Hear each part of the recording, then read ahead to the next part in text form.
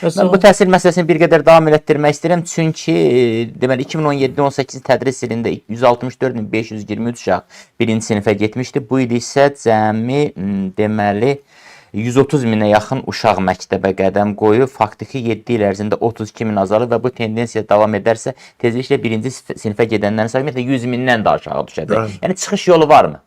Çıxış yolu odur ki, uşaqların dünyaya gətirilməsi dövlət tərəfindən təşviq olunmalıdır. O uşaq pulu deyirik ha, o uşaq pulu məsələsi reallaşdırılmalıdır. Çox uşaqlı ailələri təşviq olunmalıdır. Onlara ev verilməlidir, maşın verilməlidir. Daha çox uşaq olanlara hətta köməkçi verilməlidir. Çalışmaqla gənclər arasında uşağı dünyaya atalıq, analıq hisslərini gücləndirək. Uşaqların saxlanmasında dövlətin böyük bir dəstəyi olmalıdır və s. Bunların hamısı Azərbaycanda tərsinədir. Azərbaycan yazıcı parlamenti deyir, biz yadıma gəlir uşağa, dedilər ki, biz uşaq pulu versək, cəmaat daha çox uşaq dünyaya gətirir. Yadıma gəlir o söhbət. Deməli, uşaq pulu ona görə vermirlər ki, uşaq dünyaya gəlməz. Zaten hələ bu ilkin nəticələrdir. 5 ildən sonra Azərbaycanda 50 min uşaq olacaq. Azərbaycanda da 120-130 min nəfər ordu var, regular ordu. Sabah sənin ordunda 50 min əsgərin olacaq. Sonra işçi qüvvəsi olmayacaq, işçi qüvvəsi olmayacaq, elmi potensial olmayacaq, yaradıcısı olmayacaq, heç nə olmayacaq da. Yəni əhali eləyir də bunu. Bir xalqın mədəniyyəti də, elmi də, hərbi gücü də xalqın sayı ilə bağlı. Sən nə qədər sayın azalacaq, bir o qədər də müxtəlif sahələrdə ictimai nailiyyətlərin azalacaq. Bunu düşmənlərimiz elədi. Kim ki dedi ki, uşaq pulu verilməsin, kim ki dedi ki, uşaq pulu versək, uşaqların sayı artacaq, adamlar həvəslənib. O deputatlar var ya, lağlaq eləyirdilər bu uşaqla bağlı. İndi ki, bundan boğazından yapışmaq lazım. Sən hansı dövlətin agentura şəbəkəsinin nümayəndəsi idin ki, belə-belə təşəbbüslərlə çıxış elədiniz? Fikrət Quluzadə yazır, çıxış yolu hökumət istefaya getməlidir. Mustafa yazır, inqilab çözüm deyil, islahat lazımdır. Moldovada, Qırğızstanda, Gürcüstanda inqilab oldu, amma yenə də kasıb zəif vəziyyətdədir. Qardaşım, dünyada heç bir inqilab xalqa vəd etdiyini bu günə qədər verəm. Nə oktyabr inqilabı, nə Paris kommunası, nə İran inqilabı, heç vaxt inqilab xalqa, o xalqın arzuladığı nəsə verə bilməz.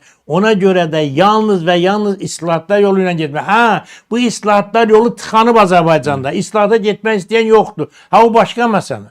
Burada da insanlar öz haqları haqqında aktiv şeydə mübarizə aparmalıdırlar. Məsələn, AUF-la, narazılıqla. Yox, mən baxıram, dünən bir qazi taksi sözcüsüdür.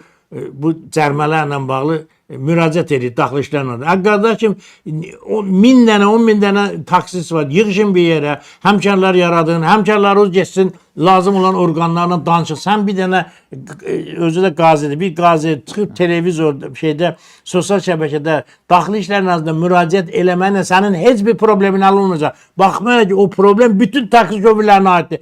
Tək bir nəfərin. Baxın, Çerniçevskinin faciə qəhrəmanı haqqında bir sözü var. Deyir ki, faciə qəhrəmanı ona görə faciəli vəziyyətə düşür ki, sosial bəlalarla təhlikdə mübarizə aparır.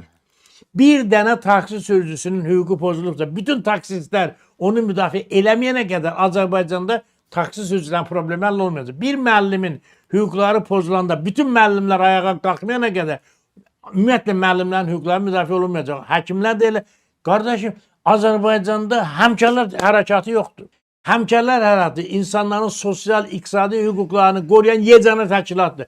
Hamı baxır, siyasi partiyalar, qeyri-dövlət təşkilatıdır. Qardaşım, bu sosial hüquqları qoruyan institutun adı Həmkarlar Təşkilatıdır. Bütün dünyada işsizliklə də bağlı, əməklərin yüksəldilməsi ilə də bağlı, əmək hüquqlarının pozulması ilə də bağlı məşğul olan idarənin, o təşkilatların həmkar, yığışın bir yerə Həmkarlar Təşkilatıdır, qoy sizi təmsil edir. İnsanlar olsun, gelib dövlət orqanlarına, özəl sektoruna, Həmkarlar Təşkilatının vəzifəsi vasitəçilik eləməkdir.